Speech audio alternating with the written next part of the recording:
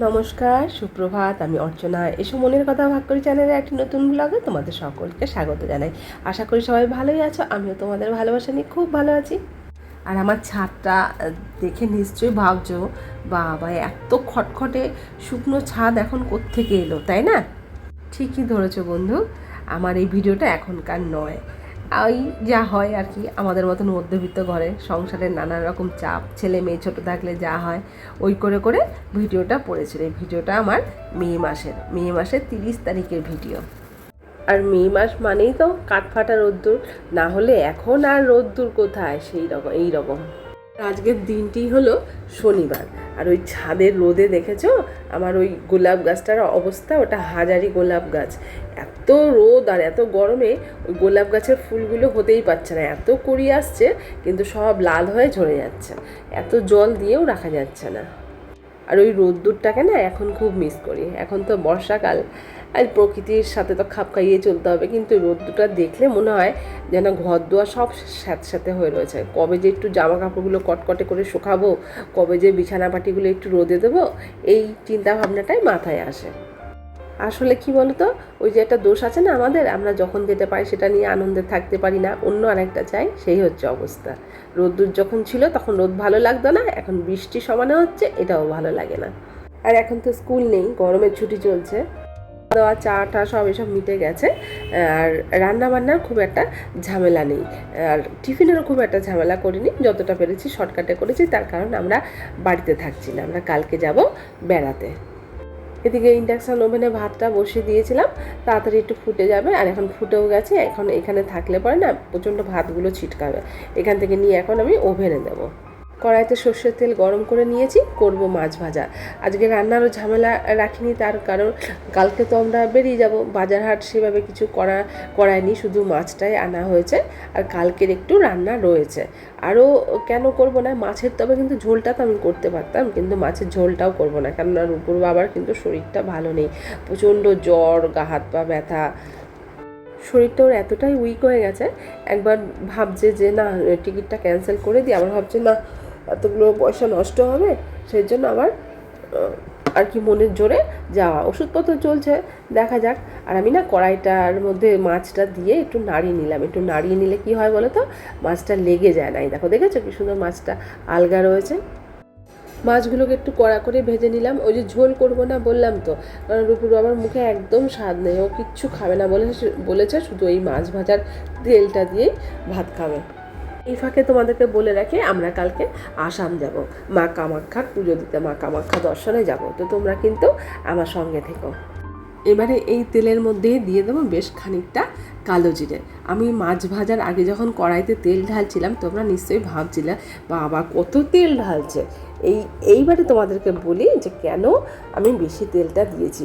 এই যে দেখছো কালো জিরে দিয়ে দিলাম, আর এই যে কাঁচা লঙ্কা দিয়ে দিলাম। আজকে তো আমি রান্না সেভাবে কিছু করবো না, কালকে যা একটু আছে ওগুলো কে কী খাবে জানি না, তবে এই মাছ ভাজার তেল আর এই যে কাঁচা লঙ্কা দিয়ে যে আমি এটা ভেজে রাখছি, আমি কিন্তু এখন ওভেনটা বন্ধ করে দিয়েছি। ওভেনটা বন্ধ করে দিয়ে জাস্ট কালো জিরে আর কাঁচা লঙ্কাটা গরম তেলের মধ্যে আর কি ফেলে একটু নাড়াচাড়া করে নামিয়ে রাখবো। আর এই তেলটা দিয়ে ভাত খেতে সবাই খুব ভালোবাসে, আমার ছেলে, আমার বর, আমার মেয়ে এবং আমিও। সেই জন্য দুবেলাই এটা করে রাখলাম, যতটা লাগবে দুবেলায় মোটামুটি লেগে যাবে। আর ওরা কালকে যে একটু রান্নাটা রয়েছে, ওরা মনে হয় না কেউ খাবে, ওইগুলো যা খাবার আমি খাবো, বাদ বাকিটা ফেলে দিতে হবে। রান্না বান্না সব সারার পরে বড় ঘরে সমস্ত খাবার দাবার নিয়ে এসেছি, কেননা আমরা ডাইনিং টেবিলে বসে খাই না, ছোটো ঘরটাতে প্রচণ্ড রোদ্দুর, প্রচণ্ড গরম, সেই জন্য আমরা বড় ঘরে এখানে এসে চলে এখানে খাই। আর দুবেলার ভাত করে নিয়েছি, তার কারণ ওই বেলা জামা কাপড় গোছাতে হবে, টাইম পাবো না। আর ওই যে বললাম না কালকের রান্না রয়েছে, এই একটু পেঁপের ঘন্ট রয়েছে আর একটু আমচুরের ডাল রয়েছে, জানি না ওরা খাবে কি না, যা আমি যতটা খাবো খেয়ে থাকবে, আবার রাতে খাবো, খেয়ে বাদ বাকি থাকে তো ফেলে দিতে হবে। আর এখানে মাছ ভাজার, আর ওইখানে মাছ ভাজার তেল তো রয়েছেই, ওই মাছ ভাজার তেল দিয়েই মনে হচ্ছে সবাই দুবেলা খাবে, এই কারণে তেলটা একটু বেশি নিয়েছিলাম।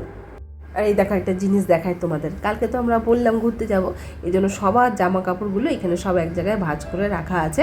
এর মধ্যে এখনও কিছু জিনিস আয়রন করা বাকি আছে, আয়রন করব, করেই দুপুরের খাওয়া দাওয়া সারা হলে তারপরে সন্ধ্যাবেলায় এইগুলো সব সুটকেসে ভরবো।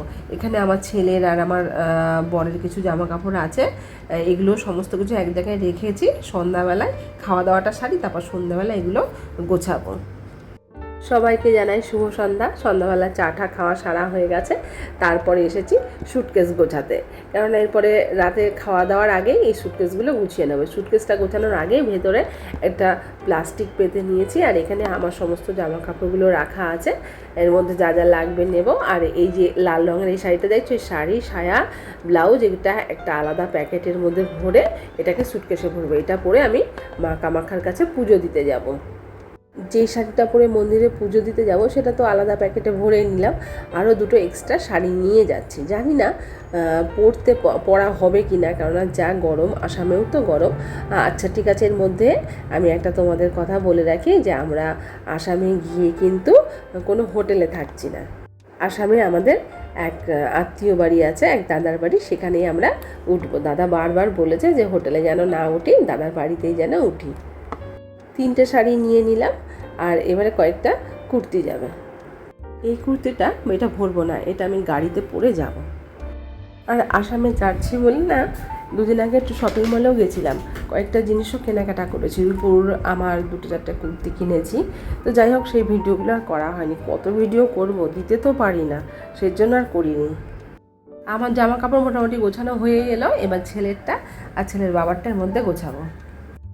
এই যে সাদা গেঞ্জিটা, এটা একটু হালকার ওপর একটা গেঞ্জি, এটা আমার ছেলের। এটাও সুটকেসে ঢোকাবো না, এটা আমার ছেলে যখন কালকে বেরোবো এটা পরে যাবে।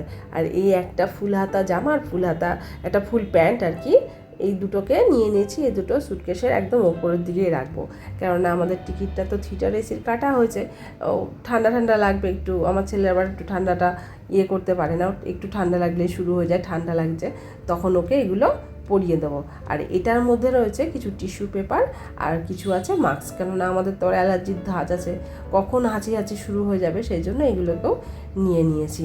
আর একটা সাইড ব্যাগ তো সারাক্ষণ আমার হাতেই থাকবে কাছে, ওটার মধ্যে প্রয়োজনীয় জিনিস রাখবো। আর এই আরেকখানা সাইড ব্যাগ আমি নিয়ে নিচ্ছি, এটাও সুটকেসের ওপরেই রাখবো, কেননা ওখানে যখন সাইড সিন ঘুরতে যাব তখন ওই যেই সাইড ব্যাগটা আমার কাছে জিনিসপত্র থাকবে সেইটার থেকে আবার জিনিস বার করা, অন্য জায়গায় রাখা, এগুলো ঝামেলা। তাই সেই জন্য দুখানা আমি সাইড ব্যাগ নিয়ে যাই কোথাও ঘুরতে গেলে।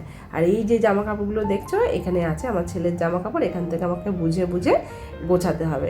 এটাই তো একটা সমস্যা হয়ে যায় না। এই দেখো মোটামুটি গোছানো কমপ্লিট। সমস্যা বলতে এই যে কোথাও ঘুরতে গেলে কী নেব না। আর এখানে রূপুর বাবা আর রূপু মিলে এই নতুন গামছাগুলো কাটছে। এই একখানা গামছা সামনে রাখবো সুটকেসের সামনে, আর দুটো গামছা, 2-3টে গামছা, যে 4জনের 4টে গামছা নিয়ে যাব। একটা পাতলা ছোট একটা টুকরো করে নিয়েছি, ওই গামছাটা সুটকেসের ওপরে রাখবো। আর এই দিকে আমার মেয়ের লাগেজটা গোছানো হয়ে গেছে। Good morning. আজকে হলো 31 তারিখ সকালবেলা। গতকালের যে ভিডিওটা সেটা আমার শেষ করা হয়নি, সেখানে তো দেখালাম যে জামা কাপড় গোছানো হয়ে গেছে, আর মেয়ের বাবা গামছাগুলো কাটছে। এইবারে বলে রাখি গামছাগুলো কেন কাটছে। ওই নতুন গামছাগুলো আনা হয়েছে, আমরা কোথাও ঘুরতে গেলে না ওই টাওয়াল ব্যবহার করি না, কারণ ওই গাড়িতে মুছতে না ওই মুছে টাওয়াল ভেজা থাকে, একটা বিচ্ছিরি গন্ধ হয়ে যায়। তারপরে একজনের বাড়িতে যাব, সেখানে যদি 4জনের 4টে টাওয়াল ব্যবহার করি, টাওয়ালগুলো শুকাতে কত সময় লাগে বলো তো, সেই সারাক্ষণ ঝুলিয়ে রাখতে লাগবে, শুকাবে না। একটা অন্য একজনের বাড়িতে গিয়ে এইভাবে অগোছালোভাবে থাকা যায়, সেজন্য গামছাগুলোই আমরা কোথাও গেলে ব্যবহার করি। গামছাগুলো মেলে দিই, ধুয়ে তাড়াতাড়িভাবে শুকিয়ে যায়, গুছিয়ে আবার ভাঁজ করে জায়গায় দিয়ে দিই। এতে কি একটা নিজের কাছে একটা খারাপও লাগে যদি ওই রকম তোয়ালে ফোয়ালে চারিদিকে ছড়িয়ে রাখি, তাই না। 3জনের চা করে নিলাম, ওদের 2জনের চাটা ঢাকা থাকলেও আমারটা আমি টোস্ট বিস্কুট দিয়ে এখন খাবো। আর চায়ের সাথে আমার টোস্ট ছাড়া চলেই না। সকাল এখন 9:30 বাজে, বসেছি আলু ছুলতে। এতগুলো আলু ছুলছি তার কারণ আমরা তো আজকে বেড়াতে যাব, তোমরা ইতিমধ্যে জেনেই গেছো। তো আলুর দম আর পরোটা আমাকে করে নিয়ে যেতে হবে, এটা আমার বর অর্ডার করেছে যে গাড়ির খাবার কিনে খাবো না, আলুর দম আর পরোটাটা নিয়ে নেবে। আমরা মোটামুটি 2টোর দিক দিয়ে বেরোবো। 4টেতে আমাদের গাড়ি সরাইঘাট এক্সপ্রেস, সেই গাড়িটা আমরা ধরবো।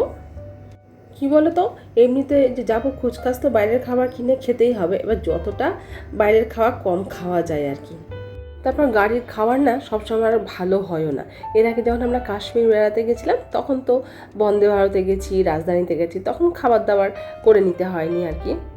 না, তবে প্রথম যে ট্রেনটাতে গেছিলাম মানে হাওড়া থেকে তো আমরা পূর্বাতে গেছিলাম, সেটাতে জন্য তো আমরা খাবার নিয়েই গেছিলাম। তারপরে যে দিল্লি থেকে বন্দে ভারত ধরেছি, তারপরে ফেরার দিন রাজধানীতে ফিরেছি, সেগুলোর জন্য তো খাবার সেই গাড়ির থেকেই তো দেবে, মানে টিকিটের মধ্যেই তো সেটা ধার্য করা আছে। যাই হোক, আলুর দম করবো, আলুটা কুকারে বসিয়ে দিয়ে এসছি ছাদে। কারণ আজকে গাছগুলো একটু ভালো করে দেখে একটু বেশি করে জল দিয়ে যায়। কটা দিন থাকবো না, মোটামুটি আমরা সপ্তাহখানেকের মতন তো থাকবো না, জানি না এসে গাছগুলোর কী অবস্থা হবে। যদি এর মধ্যে একটু বৃষ্টি হয় তাহলে তো একটু ভালোই থাকবে, না হলে যে কী অবস্থা হবে এই কাঠফাটা রোদ্দুরে। এই গাছটা থাকলে না এই একটা মায়া হয়ে যায়, কোথাও যাওয়ার সময় না খুব মুশকিল হয়ে যায়। কত সুন্দর জবা ফুলটা হয়েছে গাছটার মধ্যে, আজকে ফুলগুলো সব তুলে ঠাকুরকে পুজো দিয়ে তারপরে বেরোবো। এদিকে পদ্ম ফুলের ডালটাতে বেশ ভালোই ফুল হলো যখন আমি লাগিয়েছিলাম, তারপরে এরপরে এসে কি দেখবো জানি না। যাই হোক, আজকে একটু জল দিয়ে যাই। এই গাছটা কি সুন্দর হয়েছে, কত ফুল হয় জানি না, একে এসে আমি কি অবস্থায় দেখব। গাছে জল দিয়ে নিচে এসে আমি আটা আর ময়দা মিশিয়ে মেখে নিয়েছি পরোটার জন্য। একটু সাদা তেল দিয়ে দিলাম, দিয়ে ভালো করে মাখিয়ে ময়দাটার গায়ে কিছুক্ষণ ঢেকে রেখে দেবো। এদিকে আলুর দমটা আমি শুরু করে দিয়েছি। আলুটাকে না আগে নুন হলুদ দিয়ে একটু ভেজে নিয়েছি, নুন হলুদ দিয়ে ভেজে নিয়ে আলুর দমটা করলে না দারুণ টেস্ট হয়। আর আলুর দমে তেমন কিছু দিইনি, দুখানা টমেটো ছিল ঘরে, টমেটো দিয়ে দিয়েছি, আর একটু ওই গোটা গরম মশলা, জিরে তেজপাতা ফোড়ন দিয়ে ওই রোজের যে মশলা হয় নুন হলুদ আদা বাটা লঙ্কার গুঁড়ো জিরের গুঁড়ো ধনের গুঁড়ো সব কিছু দিয়ে হালকা করে একটা আলুর দম করে নেবো। আর আজকে না একদম রান্নার আমি ঝামেলা রাখিনি, কেন রান্না করলেই থেকে যাবে, ভাত করলেও থেকে যাবে। সেজন্য রূপুর বাবা বলেছে যে 2 কৌটো বিরিয়ানি নিয়ে আসবো, বিরিয়ানি যার জন্য ভাগ করে খেয়ে নেবো, তাহলে আর রান্নাবান্নার ঝামেলা থাকবে না। আবার আমাদেরকে তো বেরোতেও হবে, আবার এখনও খুচখাচ গোছগাছ এখনও বাকি আছে, যতক্ষণ না বার হবো তো গোছানো হবে না। এই দেখ আলুর দম আমার রেডি। এদিকে পরোটাও বসিয়ে দিয়েছি, ইতিমধ্যে কয়েকখানা পরোটা আমার ভাজা হয়েও গেছে, কেননা এই তাড়াতাড়ি না করলে পরে আবার তো আমাকে রান্নার জায়গাটাও পরিষ্কার করে রেখে যেতে হবে না, এরপরে আবার এগুলো মানে প্যাকেট করতে হবে। তো চলো এগুলো প্যাকেট করে নিই। দুপুর এখন 2টো বাজে, আমরা আসাম যাওয়ার উদ্দেশ্যে বেরিয়ে গেছি। তখন পরোটা যে করলাম না, পরোটা আলুর দম ঠান্ডা হতে দিয়ে আমরা তাড়াহুড়ো করে খাওয়া দাওয়া করে জামা কাপড়টা পরে খাবারগুলো সব প্যাকেট করে নিয়ে বেরিয়েছি। ক্যামেরাটা অন করতে পারিনি, কারণ টেনশান হয়ে যাচ্ছে টাইম মতন বেরোতে পারবো কি পারবো না, যদি গাড়িটা মিস করি তাহলে তো আর দেখতে হবে না। আর যা গরম পড়েছে বলার মতো না, আমার যা শরীর খারাপ লাগছিল না, এখন এই গাড়িতে বসে হাওয়াটা লাগছে, একটু ভাল লাগছে। আর আমার দেখো কি বিধ্বস্ত অবস্থা হয়েছে। তো চলো, আমরা হিন্দ মোটর থেকে তো গাড়ি ধরে নিয়েছি এবারে হাওড়ার উদ্দেশ্যে। তারপর তো গন্তব্যস্থলের আমাদের কান্ডারি তো ওখানেই আসবে। তবে ভিডিওটা আর বেশি বড় করব না, মনে হচ্ছে আমাকে ভিডিওটা এখানেই শেষ করতে হবে, কারণ ইতিমধ্যে 12 মিনিট হয়ে গেছে। তোমরা এবার কতক্ষণ দেখবে? তো যাই হোক, পরবর্তী অংশ আবার পরের ভিডিওতে দেবো। তোমাদের সঙ্গে গল্প করতে করতে আমরা হাওড়া স্টেশনে নেমেও গেছি, আমাদের গাড়ি এখনও আসেনি। তাহলে আজকের মতন আসি, টাটা, আবার দেখা হবে পরের ভিডিওতে। তোমরা সবাই ভালো থেকো, সুস্থ থেকো, সাবধানে থেকো, সবাই নিজের খেয়াল রেখো। ভিডিও ভালো লাগলে প্লিজ একটা লাইক শেয়ার কমেন্ট করতে ভুলো না।